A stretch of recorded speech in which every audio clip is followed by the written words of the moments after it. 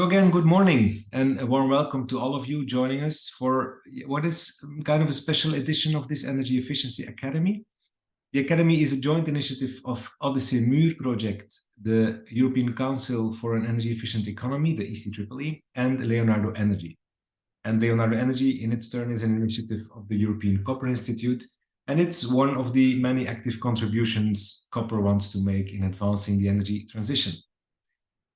In fact, the Energy Efficiency Academy aims at supporting the implementation of the new Energy Efficiency Directive in Europe that entered into force almost 2 months ago now. And today is our third session. And as I said, it's a kind of special edition because today we zoom out from Europe to the global picture and we have a look at where we stand on energy efficiency worldwide. Because last week, at the eve of the COP28, the IEA has launched their annual energy efficiency report. It's their yearly analysis on global developments in energy efficiency markets and policy, and hence a very relevant analysis to underpin our future sessions in this academy. So we are really excited to have two of the lead authors of the report speaking today. So please join me in welcoming Clara Camarasa and Lucas Boehlé, both working as energy efficiency policy analysts at the International Energy Agency.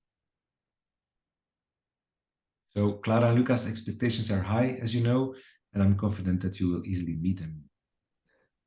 Thank you very much, Diedert. Thank you very much. Good morning, everyone. It's an honor to be able to present our energy efficiency work here at the IEA to all of you this morning. So thank you for taking the time to attend this webinar in the first place. My name is Lucas Boehlé. I'm an energy efficiency policy analyst here at the International Energy Agency. And I'm joined by my colleague, Clara Camarasa, who will talk to you a bit later today as well. Today, we'll walk you through some of the insights from our annual energy efficiency market report. Of course, the report is written with a lot of other colleagues within the agency, so it's really a collective effort, but today you'll have to make do with the two of us. We hope the report is relevant and timely and shows some key insights this year and in recent years on energy intensity, demand, and prices. We also hope it can be used as a resource for policy learning and exchanges between different countries. And lastly, we hope that it raises the profile of energy efficiency globally, which is something I think we share with people around the table here. Some logistics, good to note that the report is freely available for download online on the IEA website. And we also put a data explorer online, which is also largely freely available, where you can find much of the data underlying some of the analysis that we'll be presenting today. First, we'll go into a little bit of the main report, the main body of the report. Then we'll show you some key issues, key highlights for policymakers that we thought were particularly relevant this year. And we'll end with a discussion and Q&A where we'll hope to answer all of your questions to the best of our abilities. The report is structured in 5 chapters. First chapter on energy intensity, demand, and price trends. Second chapter on some deep dives in sectors, so transport, industry, buildings, and some system efficiency. Then we go into investment and employment trends. Fourth chapter, last of the main body of the report, is on policy developments. Good to know for this audience that, of course, the recast of the EED also features in that chapter. And fifth, we'll end with the key issues facing policymakers that I mentioned before. Some of them are listed here, and we'll dive into some of them today as well. So, enough introductions, let's dive straight in. The first message of the report this year is that despite us seeing a lot of policy momentum on energy efficiency globally, energy intensity progress this year in 2023 is expected to be slower than last year. With an improvement of 1.3% in 2023 expected compared to around 2% last year. This is largely driven by an increase in global energy demand, which increased by around 1.7% in 2023, which is higher than last year's 1.3%. And this all comes at the backdrop of momentum globally building to double energy efficiency, a doubling target in 2030. From around 2% in 2022 to 4% in 2030, which is the level necessary for to be in line with the IEA's net zero emissions by 2050 scenario that you can see on the right-hand side of the slide here. Perhaps good to briefly explain the different scenarios you do see on the right-hand side here that the IEA works with in their annual World Energy Outlook. STEPS stands for Stated Policy Scenario, so that's the prognosis of what will happen given today's policy settings. APS stands for Announced Pledges Scenario, which is what would happen if all countries actually implemented the policies to reach the goals and the announcements that they've set themselves. And NZE stands for the Net Zero Emissions by 2050 scenario, which is what would be necessary globally to limit global warming to 1.5 degrees in 2050. And as you can see in these different scenarios, energy intensity improvement required ranges from 2% to 3% to 4% in the NZE. In the report, we analyze different reasons why energy intensity progress might be a bit slower in 2023, such as policy time lags, the new EE doesn't have an effect yet, or structural changes if people live in bigger houses or drive bigger cars. But on this slide, we focus on regional drivers, which brings us to the second key message of the report, which is that the slower global progress hides significant transformations underway at the country and regional level, which you can see here by, for example, the United States and the European Union having energy intensity improvements in 2023 of 4% and 5% respectively, which is in line with the levels needed for net zero scenarios. And some other countries and regions in the world have a slightly lower intensity progress this year, for example, China in the graph, but that comes against the historical trend of China between 2010 and 2019 having significantly higher, almost 4% on average per year in those periods. So with a different trend. Then when zooming in on Europe a bit, because of course this is a European audience, we can see that in 2022, of course, driven by the energy crisis, there have been some significant transformations within Europe. Almost all countries within Europe reached that 4% level or higher in 2022. The European Union as a whole had an energy intensity improvement of around 8%. And some countries, such as my home country of the Netherlands, even listed more than 14% improvement in 2022, largely driven by the energy crisis and corresponding price effects, of course. That also brings us to the third key message in the report, which is that the energy crisis is very much still with us in 2023. Despite commodity prices for example, oil, gas, coal coming down on wholesale level in 2023, it can take time for these to feed through in consumer energy bills. So we still see in many markets that consumer energy prices are still 20 to 50% higher than they were pre-crisis, despite, as you can see in some countries, prices coming down a bit in 2023 compared to their peaks in 2022. And of course, this is just the energy prices. Needless to say, there's also in many different countries still pressures on the prices of other goods and services, which puts pressure on cost of living and conditions for consumers and businesses. So we've seen some of the trends on intensity, demand, and prices. Now let's dive in a bit further to the specific sectors. I will go through these quite quickly. So I would recommend you all to check out the IEA Tracking Clean Energy Progress website, where for each sector and even each subsector, you can see the progress compared to the different scenarios and recent developments in these sectors. The main overview message that I would like to give you here is that across sectors, more efforts are needed to reach the efficiency levels necessary for net zero globally. And many different sectors are not on track yet, as indicated by the yellow and red traffic light dots. Notable exceptions being lighting and electric vehicles that are on track for net zero by 2050. For the different sectors, buildings, transport, industry, between the beginning of the century until 2022, energy intensity improved by around 25% in buildings and transports and around 20% in industry.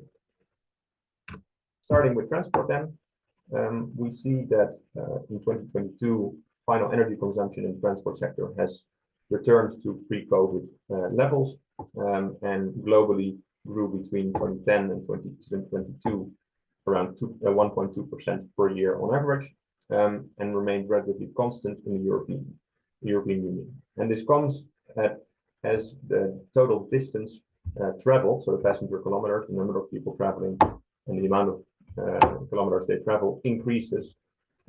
So despite those big increases, energy consumption only rose by 1.2%, which would have been a lot higher without significant efficiency gains. And we also see this happening if we look to specific efficiency within the transport sector. For example, on the left-hand side, indicated by the green line, you can see that the efficiency of cars increased by around 20% between 2010 and 2022, despite cars getting bigger and heavier, as indicated by the blue line, which shows that in 2010, around 1 in 5 new vehicles sold was an SUV, and in 2022, almost half of all new vehicles sold were SUVs. On the right-hand side, then, you see the difference between electric vehicles and internal combustion engine vehicles in terms of fuel economy, and you can see that electric vehicles offer radical efficiency benefits, and the heavier car is, the less efficient it is, in the sense that electric vehicles are a lot more efficient than the internal combustion engines. Shifting to buildings then, there we can also see an increase of around 1.1% per year of final energy consumption, largely driven by increased demand in emerging economies and increased need for space cooling. But energy consumption in the building sector fell in the European Union by about 1.3% per year, driven by policies to retrofit existing buildings or to build more efficient new ones. So that's interesting to note. And we see policy ramping up in the building sector across the world, indicated here by the number of building codes that are clearly ramping up over the years in both residential and non-residential buildings, with about 80% of the building codes now being mandatory. Although it's good to note that since 2015, a third of them have not been updated, which might indicate some outdated building codes. But I think we're all awaiting the trilogues of the EPBD as well, and then we'll see what the European Union will do the coming, as I'm sure you know better than that. And then to finish up with industry, we see that industrial consumption will continue to grow over the next decade, also in the net zero scenario, and has steadily risen by around 1.3% per year since 2010, and falling around 0.8% per year in the European Union. And important to note here is that it, of course, depends on where industry is located. So if industrial companies decide to move somewhere else, consumption shifts with it, which is more flexible than, for example, in the buildings and transport. In industry, we also see policies ramping up, indicated here by minimum energy performance standards for industrial electric motors. And more than half of global energy consumption of those motors is now covered by some sort of minimum energy performance standard. And I specifically say some sort because the stringency level of these minimum energy performance standards can differ quite a bit between different countries. But good news, because this year, for the first time in the report, we have a new IEA policy stringency level index, which allows you to compare countries in terms of policy stringency for example, NEPs for industrial motors, but also a range of other appliances that Clara will tell you more about later, I believe. So that's interesting to check out in the report and online as well. Now, from the sectoral trends, we go to the two basic factors of production in economics, capital and labor. Starting with following the money, investment. We can see that since 2020, investment in energy efficiency is up by around 45%, which is a steady increase over the years, which is good to see across sectors. In 2023, we see that investment grows moderately by 4%, largely driven by increases in electric vehicle sales that were up 35% in 2023.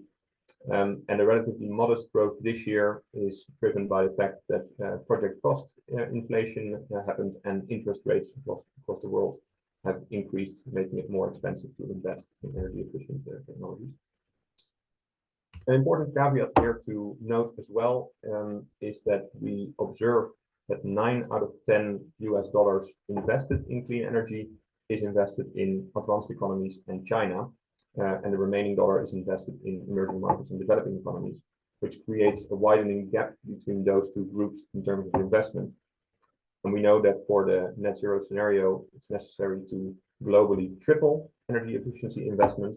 But if we look at the split between these groups, that means that for advanced economies in China, it might mean a bit more than doubling, while for emerging markets and developing economies, it can be more than a 3.5-fold increase in investment. One of the reasons behind the lack of investment in emerging markets and developing economies is, of course, the cost of borrowing, which can be 2 to 3 times higher for clean energy projects in those areas compared to advanced economies in China.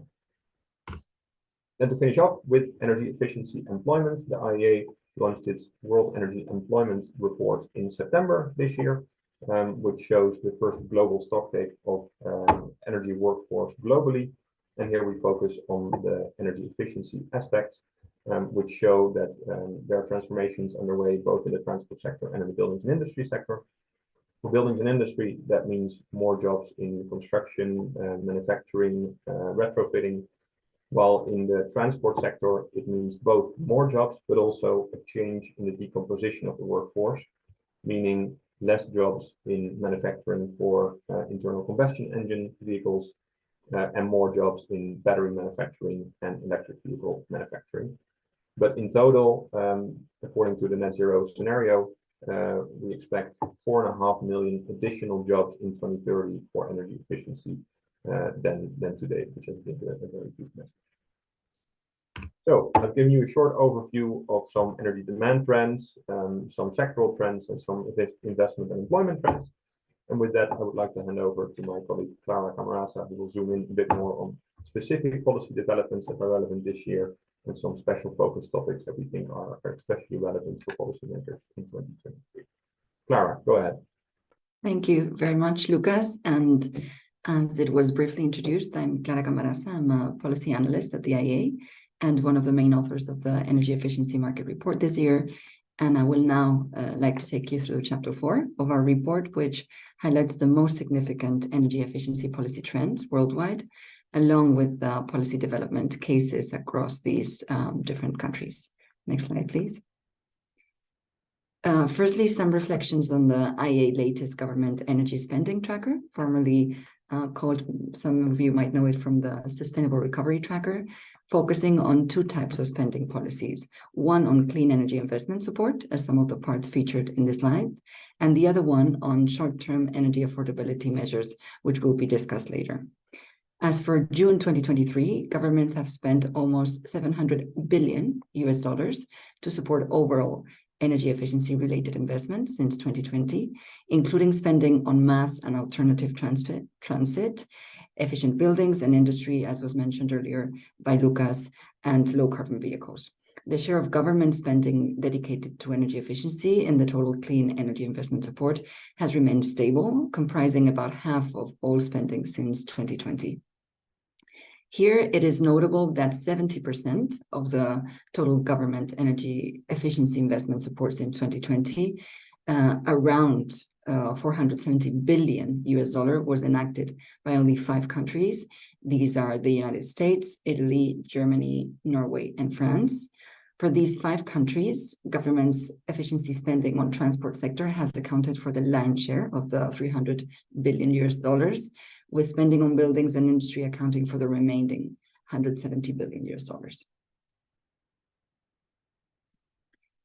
Another angle of the energy efficiency policy action, one of the strongest energy efficiency measures in a global horizon, are the minimum energy performance standards, or MEPS.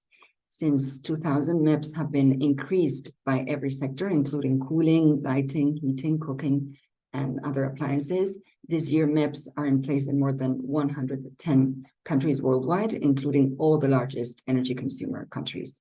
To encourage consumer choices that surpass regulated minimum standards are often combined with comparative labels, which are employed in also over 100 countries, which is very good news.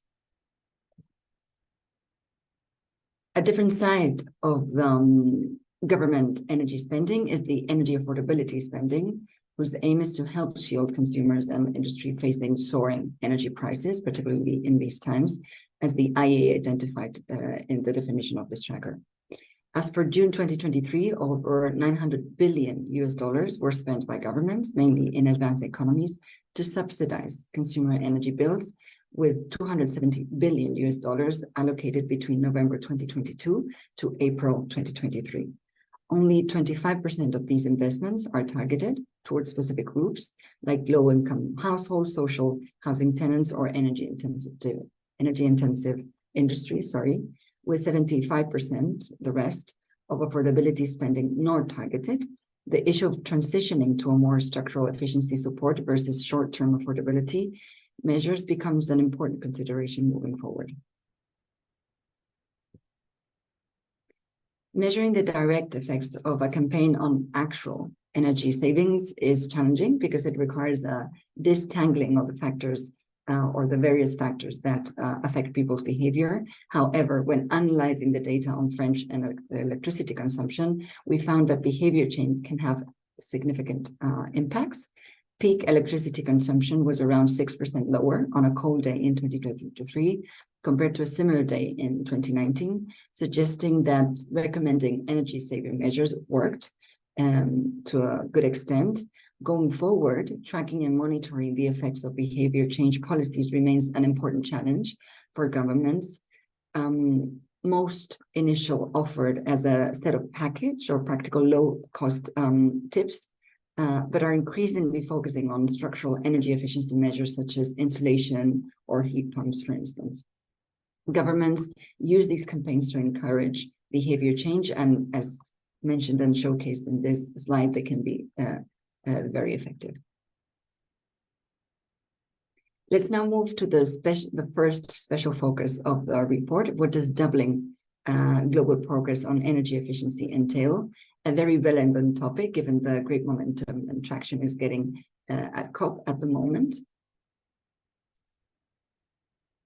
The IEA Executive Director and the European Commission have been calling for a global target to double on energy efficiency since spring this year, alongside a target to triple global renewable capacity by 2030.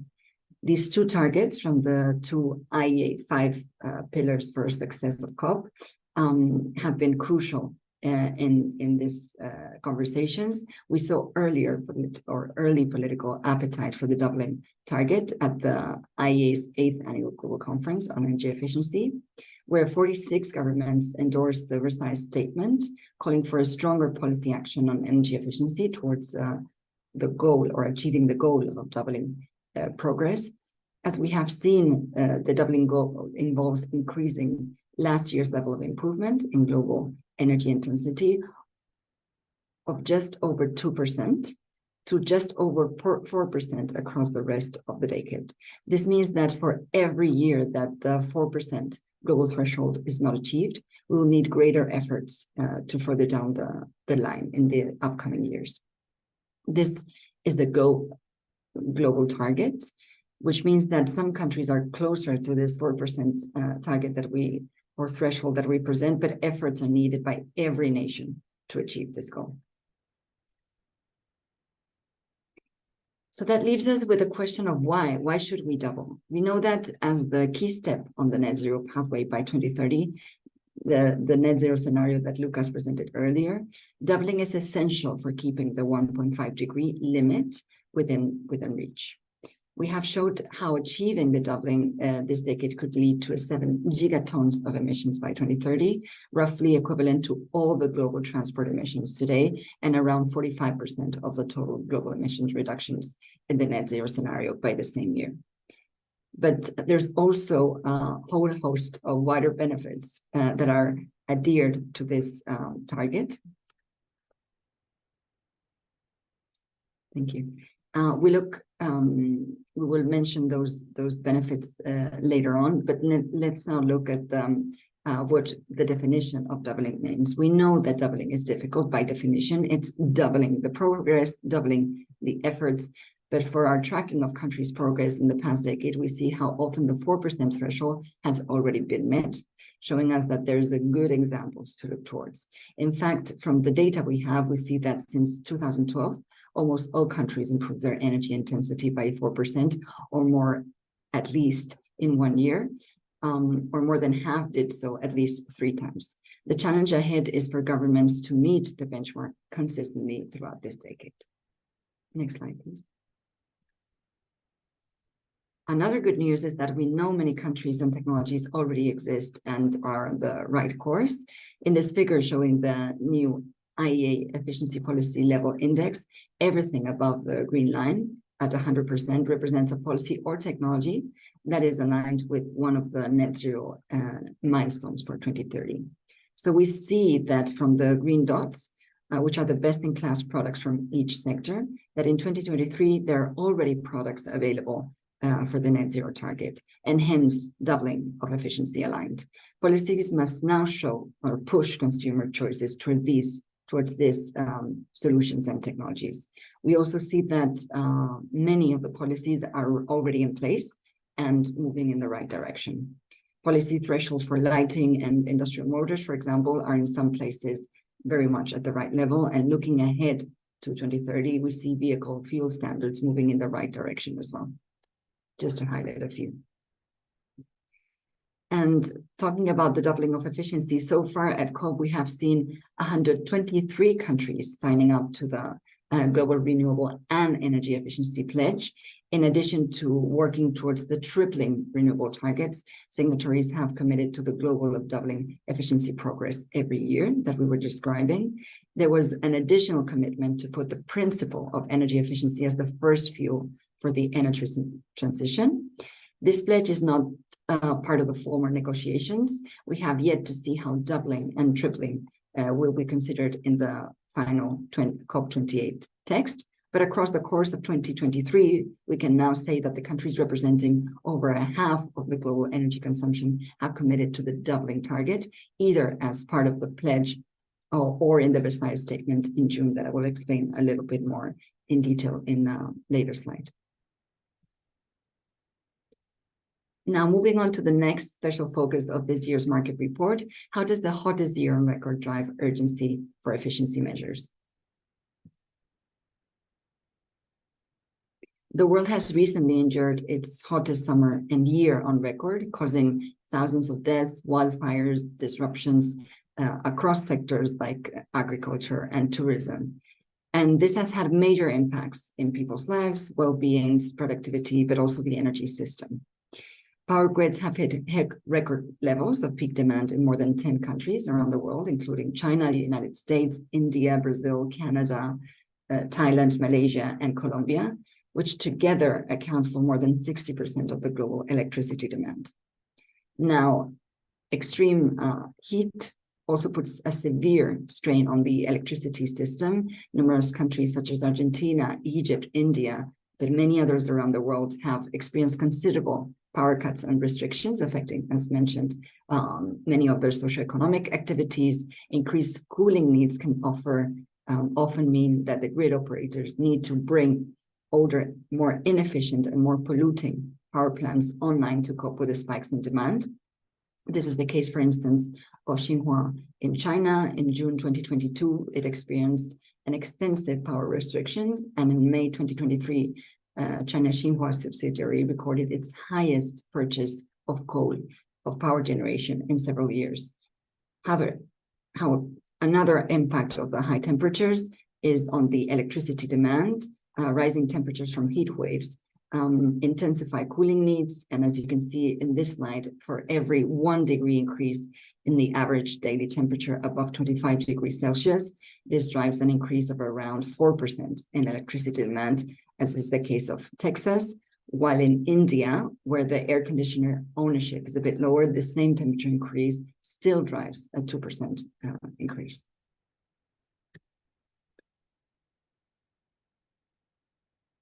Thanks, Lucas. The good news is that energy efficient cooling solutions that align with the net zero objectives are widely available. The IEA net zero emissions by 2050 scenario foresees minimum energy levels for air conditioners between 5 and 6.5 watt per watt in 2030, which are currently available and widely available in many markets. Furthermore, our analysis shows that these efficient air conditioners aligned with the net zero scenario targets do not necessarily come with higher upfront costs. For example, in Thailand, consumers with a budget of $350 can choose between a low efficient unit of around 3 watt per watt, or one that is double as efficient of around 6 watt per watt, which in fact aligns with the net zero efficiency levels that I was mentioning earlier, both selling at the same price. So it really comes down to a consumer choice. This pattern is not exclusive for Southeast Asia. It has been proven by market data for most places around the world. Slide, please. Now, moving on to the next focus topic, has the energy crisis accelerated the shift away from gas in residential space heating? So focusing on gas now, which I believe is a very relevant topic for us in Europe. As you saw, this year's record temperatures have had a major effect of cooling or on cooling, but the weather also has had an influence in the heating this year. Europe saw the record or the second warmest winter on record, and in the United States, heating degree days were down to 8% in the first 9 months of 2023 compared to the previous year. As a result, homes needed to be warmed less. And since gas is used in many regions to heat homes, lower heating demand also amplified lower gas consumption. We see this decrease in gas happening in the first 3 quarters of 2023, with residential gas demand declining by 9% in both Europe and Canada, and by 6% in the United States. The weather only explains part of this drop. Another part is due to the high prices during the energy crisis, causing consumers to take emergency measures to save gas, like turning up the heating off in the rooms they don't use during their stay, or lowering the temperatures of the ones they use.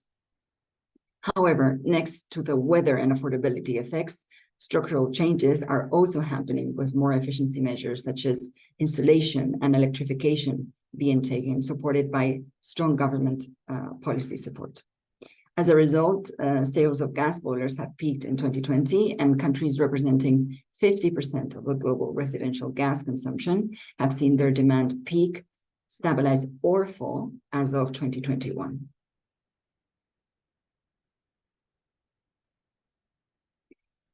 So what technologies drive this shift away from gas? Heat pumps are a big factor. Global sales the last 2 years saw a double-digit growth. Europe saw sales rise by a record of 40% in 2022, and heat pump sales surpassed that of new gas furnaces in the United States.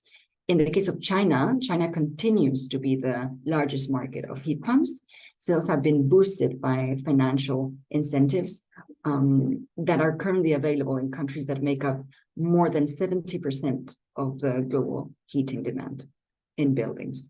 Many countries strengthened these incentives this year. As a result, some regions show continued sales growth in the first half of 2023, but some others also see a decline. One development which might partially explain a potential dip is that in 2022, countries across Europe accounting for around 8% of the residential use in the region had plans to ban the new gas boilers in new and existing buildings. In 2023, some governments made these plans more concrete and laid out specific dates. However, other countries have delayed the announced phase-out plans amid acceptance and implementation concerns. For example, gas boiler phase-out were the center of attention this year, the UK, France, and Germany. In conclusion, the energy crisis has thus indeed marked a turning point for residential gas heating and accelerated the uptake of heat pumps, strengthened by strong government support policies. However, recent announcement in several countries to delay the fossil fuel boiler bans show the end of gas in residential heating, not there yet, but the shift away is gaining speed. Moving on to the next and final, actually, focus topics. How are consumers benefiting from energy efficiency? For this spotlight, we're looking particularly at how systems efficiency provided through new digital technologies that enable improved management and control, as well as energy savings, can help consumers manage an increase in variability, both in supply, but also in demand. Systems efficiency helps bring down consumers' bills and other costs. And as we can see here, renewable and nuclear energy will dominate the growth of global energy supply over the next 3 years, together meeting on average more than 90% of additional demand. From 2010 to 2022, electricity consumption grew by almost 40%, and the same share of electricity in total energy demand grew from less than 70% in 2010 to over 20% in 2022 globally. In the same time frame, renewable energy increased its share in overall electricity production from 19% to 30%, or more than 1.5 times as much. As the share of variable renewable energy generation increases, the scope of electrified end use expands, huge strains will be placed on the power systems. In addition to the rising general levels of electrification, a larger share of VRR, such as wind or solar electricity production, means heightened variability of supply, which must be managed properly.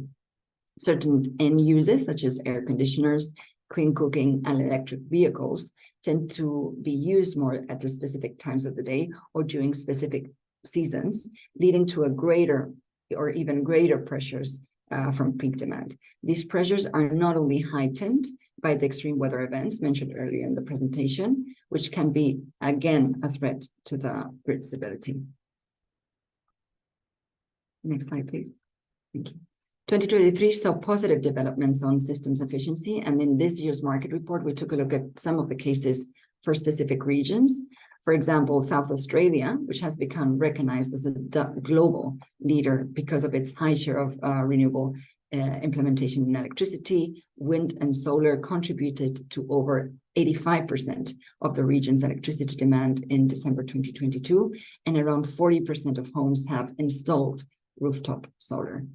In order to achieve this, the region has made use of technologies such as the virtual power plants and battery storage. For instance, under the new technical regulatory guideline, the state has mandated that air conditioners installed after the 1st of July of 2023 must be demand response ready. Now, let me guide you through some other IEA work on energy efficiency. And this is very much linked to what I was mentioning earlier on COP and the Versailles Statement. So at the agency, we work with governments around the world to discuss the importance of energy efficiency and the need for potential action. That is one of our main commitments. Each year, we at the Office of Energy Efficiency and Inclusive Transitions, we organize an annual global conference on energy efficiency and inclusive transitions with a twofold objective. First, to drive greater ambition on energy efficiency through stronger policy action, providing a high-level forum for exchange and learning. And second, and in turn, provide a practical action-oriented measures for policy development and implementation. In June this year, the 8th Global Conference was held in Versailles, where 45 governments from around the world endorsed the goal of doubling the global average rate of energy efficiency improvements by 2030. The Versailles Declaration was the basis for a very important advancement, or these very important advancements we're seeing in doubling of efficiency that have taken place at COP this year. And we're very happy that the executive director at the International Energy Agency, Dr. Fadil Bidal, and the Kenyan Minister of Energy and Petroleum, Diedert Debusscher, confirmed plans to hold the 9th Annual Global Conference of Energy Efficiency in Nairobi in 2024, May 21st to May 23rd. And with this, I'll end my presentation. Thank you all for your attention, and I'll hand over to Diedert. Thank you.